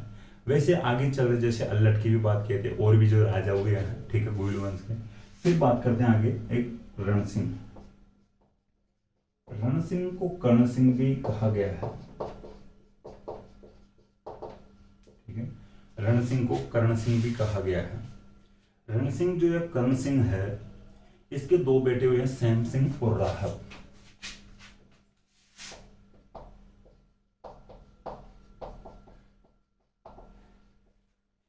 एक बेटा हुआ राहब, ठीक है, सैम सिंह और राहब। सैम सिंह बड़ा बेटा था, राहब छोटा बेटा था।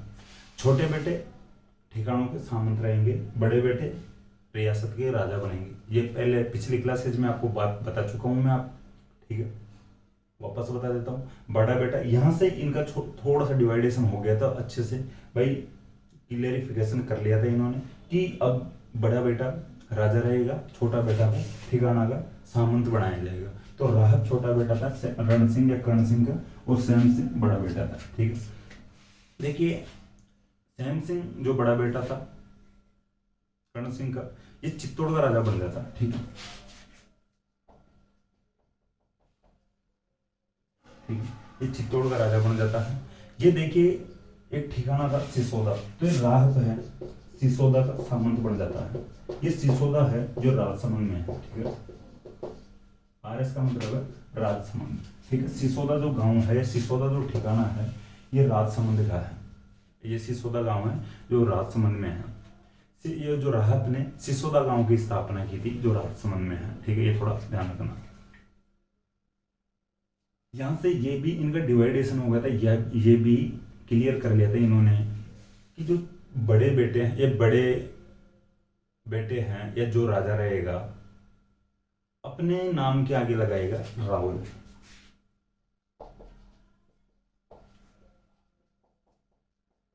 ठीक है, अपने नाम के आगे राहुल लगाएगा, और ये अपने नाम के आगे राणा उपाधि का यूज करेंगे या राणा उपाधि धारण करेंगे, ठीक है। छोटे बेटे या ये जो ठिकानों के जो सामंत है, ये तो अपने नाम के आगे राणा लगाएंगे, और जो ये बड़े बेटे हैं जो राजा है या राजा बन रहे हैं चित्तौड़ के, ये अपने नाम के आगे राहुल लगाएंगे। देखिए अब थोड़ा सा आपके माइंड में ये भी आएंगे भाई यहाँ पे ये क्या है, तो सैम सिंह से आगे वाले लगाएंगे राहुल, तो ये क्या है, यहाँ पे राहुल कैसे लगाए। तो इन लोगों ने पता लगाया, जैसे आगे चल के जो लाखा मोकल कुंभा वगैरह इन्होंने लगाई, ये लिखवाने वाले जो प्रशस्ति, इन्होंने ऐसा माना है कि भाई यहाँ पे जाके डिवाइडेशन हुआ है, राणा ये लगाएंगे और राहुल ये लगाएंगे, तो इनकी जो ये उपाधि नहीं थी ये राहुल, उस समय में या तत्कालीन जो ये टाइम था बप्पा राहुल का या भूल, तो इनके टाइम में राजा को ही राहुल मानते थे, राजा को ही राहुल बोलते थे, ठीक है। आगे वाले राजाओं ने जिन्होंने प्रशस्तियां वगैरह विलेख वगैरह लिखवाए हैं, उनका मानना था कि भाई ये इनकी उपाधि नहीं थी, ये राजा को ही राहुल कहा जाता था, ठीक है। ये कोई ऑथेंटिक नहीं है, यहाँ तक ऑथेंटिक यहाँ से माना गया है, ठीक है, सैम सिंह के समय से यहाँ से राहुल लगाया गया है। आगे जाके वापस राहुल यहाँ पर बंद हो जाएगा रतन सिंह के समय, पहले मैं अभी बता दिया था स्टार्टिंग में आज की क्लास में, ठीक है। तो राहुल बड़े राजा लगाएंगे। अब इनमें आगे राजा बने, सैम सिंह के आगे जो पीढ़ियां राजा बनी, आगे जो राजा बनते गए, एक राजा समर सिंह बना, ठीक है। 1299 की अपन बात कर रहे थे, उस समय अलाउद्दीन खिलजी गुजरात आक्रमण कर रहा था, उस समय एक टोल टैक्स ले लिया था। फिर इसका बेटा रतन सिंह राजा बना। इन दोनों की बात कर लेते हैं, थोड़ी सी जानकारी भी इनकी, रतन सिंह की भी अच्छी खासी जानकारी मिल जाती है एक साल में, ठीक। समर सिंह और रतन सिंह भी राहुल शाखा के ही राजा थे। रतन सिंह यहाँ पे 1303 में शाखा में जो एन केसरे करते हुए शहीद हो जाता है, वीरगति को प्राप्त हो जाता है, तो रतन सिंह अंतिम शासक था राहुल शाखा का, ठीक है। तो ये थोड़ा ध्यान रखना, ये फैक्ट ध्यान रख लेना, कोई पूछ ले कि राहुल शाखा का अंतिम शासक कौन था मेवाड़ में, तो रतन सिंह राहुल शाखा का अंतिम शासक था।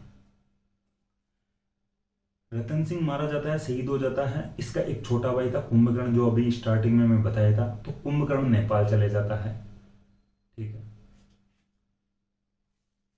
रतन सिंह का छोटा भाई जो कुंभकर्ण था, ये नेपाल चले जाता है और वहां पर राणा शाखा की स्थापना करता है। तो ये देखिए रतन सिंह बड़ा था, ये राहुल लगाता था, इधर छोटा भाई रहता तो ये इस साइड जाता, ठिकाने में जाता, तो वो राणा लगाता अपने नाम के आगे।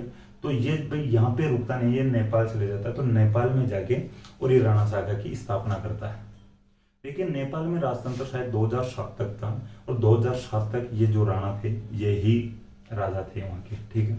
फिर वहाँ जब 2007 बाद में राजतंत्र समाप्त कर दिया गया था वहाँ पे, तो ये थोड़ा ध्यान रखना।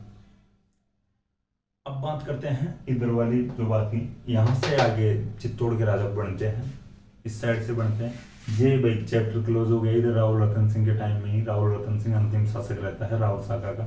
फिर आगे शासक कौन बनते हैं? आगे एक सामंत हुआ इधर से, लक्ष्मण सिंह,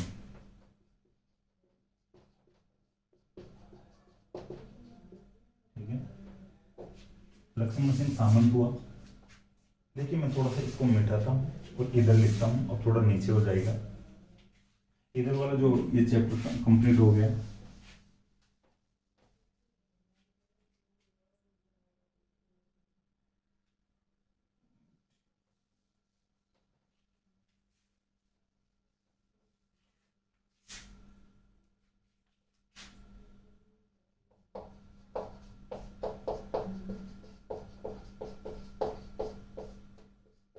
ये राजसमंद भाई, ठीक है। फिर आपने सिसोदा गांव की स्थापना की थी। सिसोदा का ये सामंत था, ठीक है। छोटे भाई थे तो ये फिर राणा रहेंगे, सामंत थे। एक आगे शासक हुआ लक्ष्मण सिंह,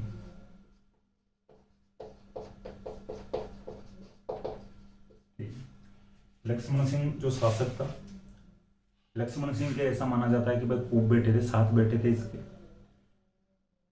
जब राहुल रतन सिंह के ऊपर जो अलाउद्दीन खिलजी आक्रमण करता है, तो राहुल रतन सिंह इनके पास मैसेज करता है, सिसोदा वालों के पास, लक्ष्मण सिंह के पास, भाई मेरे ऊपर अलाउद्दीन खिलजी आक्रमण कर रहा है, आप सहायता के लिए यहाँ पे आइए, मेरी सहायता कीजिए। लक्ष्मण सिंह अपने 7 बेटों के साथ राहुल रतन सिंह की सहायता के लिए जाता है, ठीक। राहुल रतन सिंह की सहायता के लिए जाता है।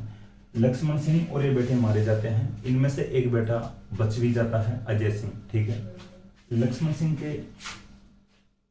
और बेटे थे, जैसे अपन 7 बेटों की बात कर रहे हैं, इनमें से एक था हरि सिंह, एक बेटा था अजय सिंह, ठीक है। ये हरि सिंह की बात अपन पहले कर, राहुल रतन सिंह के सहायता के लिए जाते हैं ये लक्ष्मण सिंह के साथ ही बेटे, उससे पहले की बात कर रहे हैं थोड़ी सी, ये थोड़ा ध्यान रखना। हरि सिंह और इधर अजय सिंह, और बेटे मारे जाते हैं। अजय सिंह बचता, फाइनली एक बेटा बचता है अजय सिंह। हरि सिंह एक बार शिकार विकार के लिए जा रहा होता है, वहां पे कोई जो एक महिला या कोई लड़की, सुंदर लड़की थी, वो भैंसे वगैरह जो जानवर चराने के लिए जा रही होती है, ठीक। भाई जानवर चरा रही है इसका मतलब ये नहीं है बिल्कुल ही सुंदर नहीं होगी, जानवर चराने वाले भी सुंदर होगी, ठीक। तो ये शिकार उखार के लिए जा रहा होता है अपने जो घोड़े पे। इसके साथ इसका एक दोस्त भी था। इसका जो दोस्त था हरि सिंह, ये उस लड़की पे, जो जानवर जो भैंसे वगैरह चराने जा रही थी, उस महिला पे, उस लड़की पे टोन कस देता है या कोई कमेंट पास कर देता है। वो लड़की भी कोई बहादुर थी, वो कुछ फेंकती है और उनके इस प्रकार से फेंकती है, जो हरि सिंह का जो दोस्त था वो घोड़े से ही धरती पे धराशायी हो गया, यानी गिर गया, ठीक है। घोड़ा और जो उसका हरि सिंह का दोस्त था, दोनों नीचे गिर जाते हैं। हरि सिंह को बहुत अच्छा लगता है, भाई ये तो बहुत बड़ी यानी बहादुर लड़की है, क्यों ना मैं इससे शादी कर लूँ, यही इतनी बहादुर है तो इससे जन्म लेने वाला जो मेरा बेटा होगा या मेरी संतान होगी तो वो कितनी बहादुर होगी। ये इसके पिताजी के पास जाता है। ये नॉर्मल जो लोग थे, आम लोग थे, आम आदमी थे भाई वहाँ के, ठीक। वो जो लड़की के जो माता पिता थे, जो गार्जियंस थे, पेरेंट्स थे, उनके पास हरि सिंह जाता है और उनसे भाई शादी वादी की बात करता है। मैं ऐसे भाई राजकुमार हूँ उस ठिकाने का, तो मैं शादी करना चाहता हूँ। तो भाई ये राजकुमार का तो इससे शादी के लिए आम आदमी तो क्या ही मना कर दे, बस क्यों, कोई नहीं, कौन नहीं चाहेगा कि अपनी बेटी अच्छी जगह पे जाए। तो ये शादी कर देते हैं, लेकिन हरि सिंह सोचता है मैंने तो मेरे घर वालों को तो बताया ही नहीं है, लेकिन ये शादी गुपचुप में करके आ जाता है, कुछ ले दे के, ठीक है, नॉर्मल बिना दहेज के शादी करके ले आता है चुपचाप से। अब इनको घर वालों का डर लगता है हरि सिंह को, तो ये अलग से ही एक घर बनवा देता है, महल छोटा मोटा बनवा देता है और अपनी जो पत्नी को उस महल में रख लेता है, ठीक है। ये थी बात राहुल रतन सिंह की सहायता से पहले। अब लक्ष्मण सिंह और अपने जो सारे बेटे हैं, 7 बेटे, ये राहुल रतन सिंह की सहायता के लिए जाते हैं। हरि सिंह, देखिए हरि सिंह की जो पत्नी थी, इससे एक बेटा भी हो जाता है, ठीक है, बेटे की भी बात करेंगे, नाम आता है अभी सामने आएगा नाम। हरि सिंह, अजय सिंह और जो बाकी जो 5 भाई थे ये, और इनके पिता के साथ लक्ष्मण सिंह के साथ राव रतन सिंह की सहायता के लिए चले जाते हैं चित्तौड़ में अलाउद्दीन खिलजी के खिलाफ। हालांकि सभी मारे जाते हैं, अजय सिंह बच जाता है। ठीक है, अजय सिंह बच जाता। अजय सिंह के एक पुत्र था सज्जन सिंह।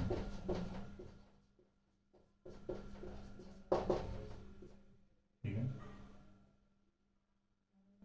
अजय सिंह के एक पुत्र था सज्जन सिंह। हरि सिंह मारा जाता है। हरि सिंह की जो पत्नी थे और हरि सिंह का जो एक बेटा था, उस बेटे का नाम था हमीर। ठीक है,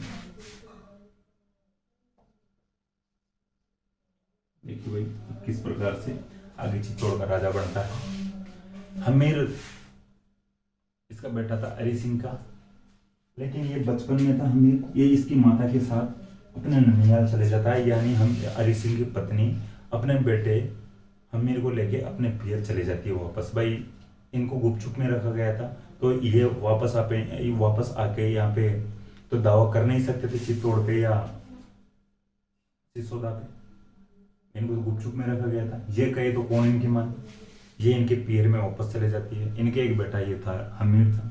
इधर भाई जो अजय सिंह थे ये बहुत अच्छे थे, यहाँ इस जो व्यवस्था के लिए अच्छे थे, और वैसे कैसे भी हो। ठीक है, जो अपने जो घरेलू जो व्यवस्था को देखने के अकॉर्डिंग बहुत यहाँ पे अच्छे निकले। अजय सिंह यानी इधर सिसोदा पे कुछ जो आक्रमणकारी थे जो आक्रमण कर रहे थे। ठीक है, अजय सिंह सज्जन सिंह को कहता है कि भाई तू जा इन आक्रमणकारियों को भगा के।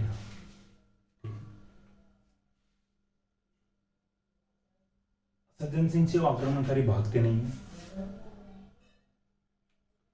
अजय सिंह को लगता है भाई सज्जन सिंह तेरे से भागे नहीं जो आक्रमणकारी, तू मेरा पुत्र है, कोई बात नहीं, वापस आ गया। देखिए इनकी थोड़ी सी और बात बताऊं, थोड़ी सी कोशिश करना, थोड़ा सा छोड़ दिए थे। तो अजय सिंह था, इसको पता लगा कि भाई मेरा कोई जो मेरा भाई था हरि सिंह, मेरा बड़ा भाई था, उसके कोई यानी गुपचुप में शादी की हुई थी पड़ोस के गांव में, और मेरे भाई से एक पुत्र भी है। ठीक है, मेरी भाभी के एक पुत्र भी है और वो अपने पियर में है, यानी मेरा जो भाई का लड़का वो अपने ननियाल में है और जो मेरी भाभी यानी उसके पियर में। ठीक, तो ये उनके पास गया और उनको आदरपूर्वक लेके आए, आप वापस चले, वहां पे आपका अधिकार है, आप यहाँ पे रह रहे हो आपके पीर में, तो हमारी बेइज्जती हो रही है। ऐसे भाई आपकी जो भाभी है, बड़े भाई की पत्नी है, वो पीर में रह रही है, उनके एक पुत्र भी है, तो हमारी बात खराब हो रही है, आप वहाँ पे चलिए और वहाँ का जो शासन संभालिए। तो इस प्रकार से अजय सिंह इनको ले हमीर को और जो हरि सिंह की पत्नी को या हमीर की माता को। सज्जन सिंह को आक्रमणकारियों को भगाने के लिए बोलता है, लेकिन आक्रमणकारी सज्जन सिंह से भागते नहीं। तो अजय सिंह एक बार हाथ आजमाता है, या हमीर तू जाके आ एक बार। ठीक है, हमीर जाता है और ये आक्रमणकारियों को भगा देता है। अजय सिंह खुश होता है, भाई यार ये है बहादुर तो, और ये मेरे बड़े भाई का लड़का है, क्यों न अगला सामंत या अगला जो राजा इसी को बना देते हैं। सज्जन सिंह नाराज होता है, भाई मैं हूँ यहाँ पे जो सामंत बनने लायक, तो अधिकार तो मेरा है। लेकिन अजय सिंह कहता भाई ये भी मेरे बड़े भाई का ही बेटा है, अगर मेरा बड़ा भाई होता तो वो सामंत रहता, और अपना कुछ ही नहीं होता और वो ही सामंत रहता, उसकी जो पीढ़ी ही है, उसकी जो संतान ही सामंत बनती। तो सज्जन सिंह को सामंत नहीं बनाता, हमीर को बना देता है। ठीक है, सज्जन सिंह नाराज हो जाता है। सज्जन सिंह नाराज होके महाराष्ट्र में चला जाता है, भाई मैं यहाँ पे नहीं रुकूंगा, मैं कहीं पे भी जाके भाई सैनिक की नौकरी कर लूंगा, किसी भी बड़ी रियासत में चले जाऊंगा, मुझे नौकरी तो मिल ही जाएगी, मैं यहाँ का जो सामंत के परिवार से हूँ, तो मुझे नौकरी तो मिल ही जाएगी। ये सज्जन सिंह महाराष्ट्र में चले जाता है नाराज होकर। ठीक है, अब आगे चल के महाराष्ट्र में और राजा हुए, शासक हुए सज्जन सिंह की पीढ़ी के, और एक बड़े राजा हुए जिनका नाम पूरा महाराष्ट्र पूछता है, पूरा इंडिया जानता है, महाराष्ट्र के नाम को पूछता है। बैठे शिवाजी, छत्रपति महाराज शिवाजी।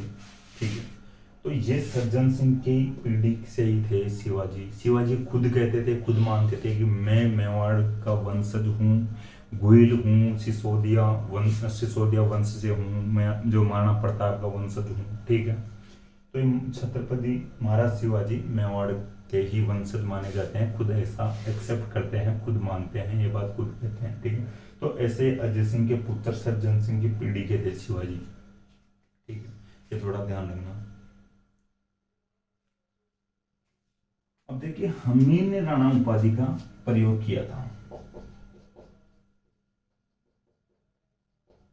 ठीक है, हमीर ने राणा उपाधि का प्रयोग किया था। अब देखिए हमीर उधर चित्तौड़ हमीर जाता है, वही खुद राजा बनता है। सिसोदिया शाखा की स्थापना करता हमीर।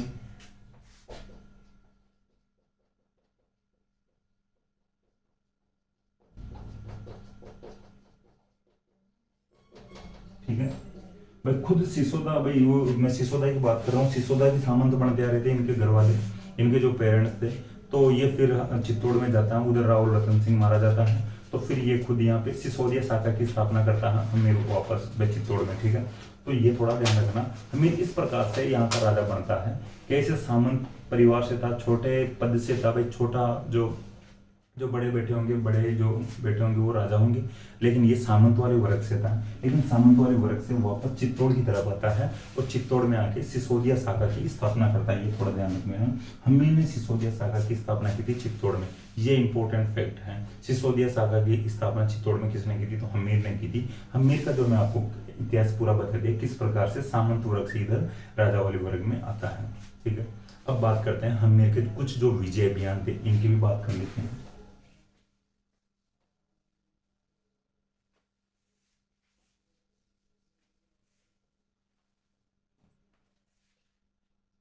देखिए ये चित्तौड़ जीतता है, ठीक है, हमीर चित्तौड़ जीतता है बनवीर सोनगरा से।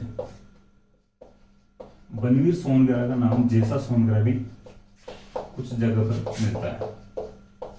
ये मालदेव सोनगरा का बेटा था, बनवीर सोनगरा, जिसका नाम जैसा सोनगरा भी मिलता है, मालदेव सोनगरा का बेटा था बनवीर सोनगरा या जैसा सोनगरा, ठीक है। दोनों में से कोई भी ऑप्शन में आ जाए तो आप कंफ्यूज मत होना। बनवीर और जैसा एक ही बंदे का नाम था, मालदेव सोनगरा के बेटे थे।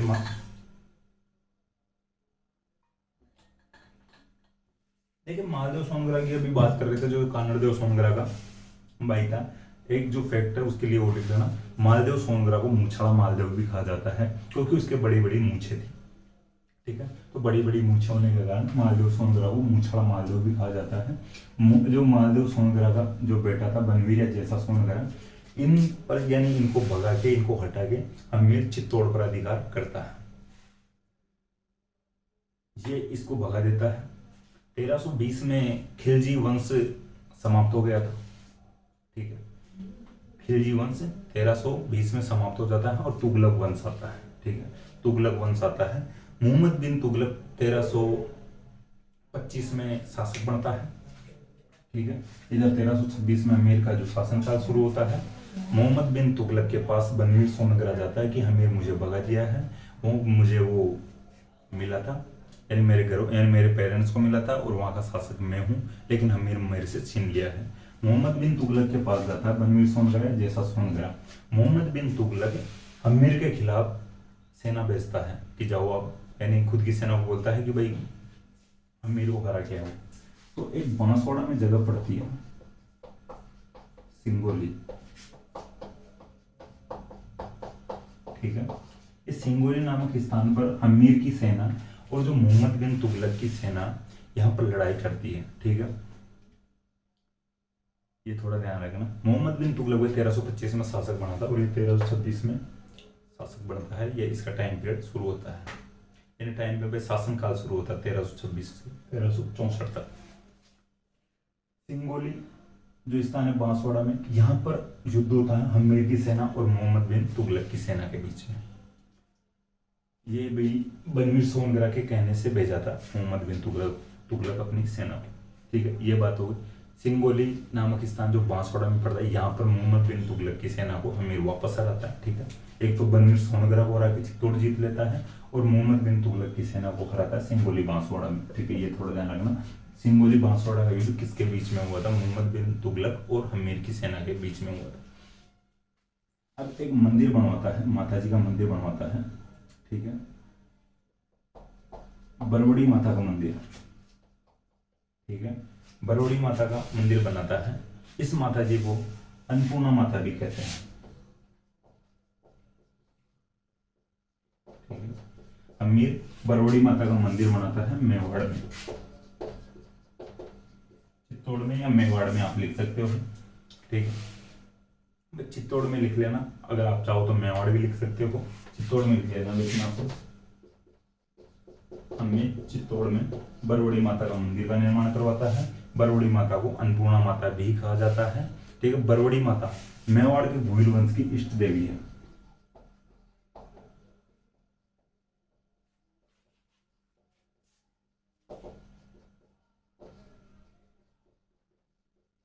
ठीक है। बरवड़ी माता है जो मेवाड़ के गोइल वंश की इष्ट देवी है। एक बाण माता भी है, ठीक है। बाण माता है गोइल वंश की कुल देवी है।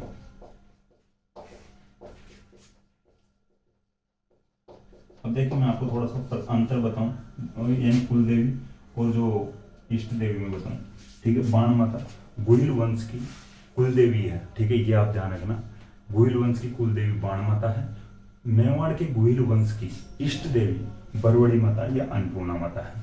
इन दोनों में अंतर बताता हूँ, इष्ट देवी और कुल देवी में। देखिए, इष्ट देवी वो होती है जैसे गोहिल जहां जहां पर बस रहे हैं या बस रखे हैं, जैसे नेपाल में है, चित्तौड़ में है, महाराष्ट्र में है, ठीक है। कल्याणपुर की अपन बात किए थे, चाटसू में भी अगर होते या उस समय थे, तो जहां जहां पर जो बरवड़ी माता की पूजा कर लिए या और कोई जो अपनी देवी को मानने लगे, वो तो होती है इष्ट देवी। जैसे आमेर के कछुआ वंश की कुल देवी है जमवाई माता, जो जमवा रामगढ़ में उसका मंदिर है जमवाई माता का। रामगढ़ बांध से नीचे उसका मंदिर है जमवाई माता। आमेर के जो कछुआ वंश की इष्ट देवी मानी जाती है शीला देवी, शीला माता मानी जाती है, ठीक है। तो जो ये गोहिल वंश है जहां जहां पर रह रहा है और जहां जहां पर जिस माता जी की पूजा करते हैं वो इष्ट देवी हो सकती है इनकी। कुल देवी की बात करें, कुल देवी जैसे ये बाण माता है, तो देखिए दुनिया में गोहिल वंश कहीं पे भी रहो, इस समय रह रहा हो, प्रेजेंट में दुनिया के किसी भी कोने में गोहिल वंश निवास कर रहा हो, तो उसकी बाण यानी कुल देवी बाण माता ही रहेगी, ठीक है।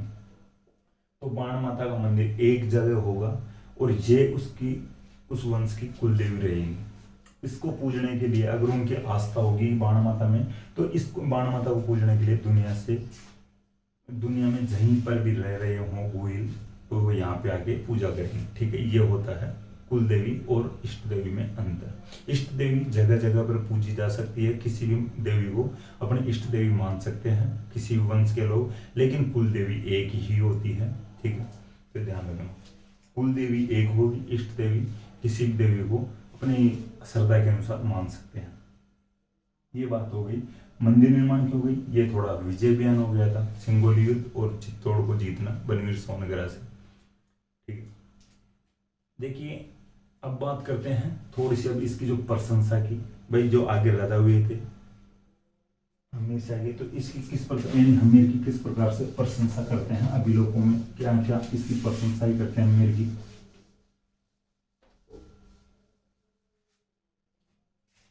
देखिए, हमीर को मेवाड़ का उद्धारक कहा गया अभिलेखों में।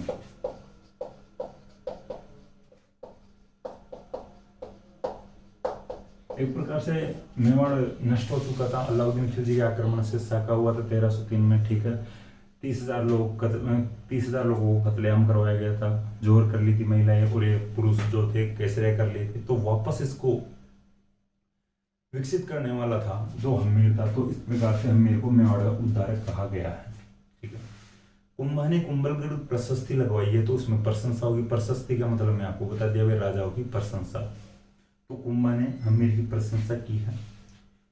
कुंभलगढ़ प्रशस्ति में विषमगढ़ी पंचानन बताया गया है।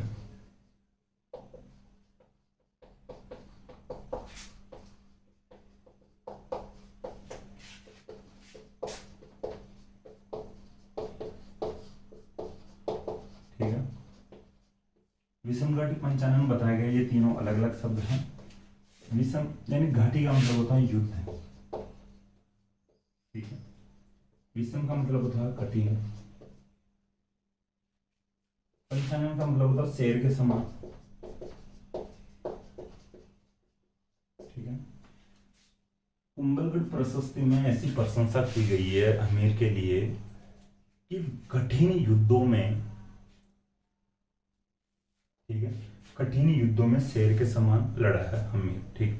कठिन युद्ध में शेर के समान लड़ा है हमीर, ठीक है। इस प्रकार से प्रशंसा की गई है। विषम का मतलब कठिन, घटी का मतलब यहाँ पे युद्ध रखा गया, पंचानन का मतलब शेर के समान, यानी कठिन युद्धों में भी शेर के समान लड़ा है और विजय हुआ है या जीता है। कुंभा की एक पुस्तक है, कुंभा के द्वारा एक रचित पुस्तक है रसिक प्रिय,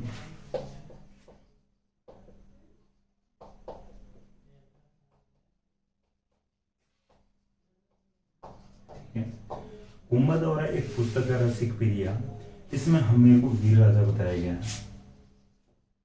ठीक है। ये ध्यान रखना कि हमीर को वीर राजा किस पुस्तक में बताया गया है, तो कुंभा द्वारा जो पुस्तक है कुंभा द्वारा रचित पुस्तक है रसिक प्रिया, इसमें हमीर को वीर राजा बताया गया है। कुंभलगढ़ प्रशस्ति में हमीर को विषमघाटी पंचानन बताया गया है। जेम्स टोड जो इतिहासकार हुए हैं, प्रबल हिंदू बताए हमीर को,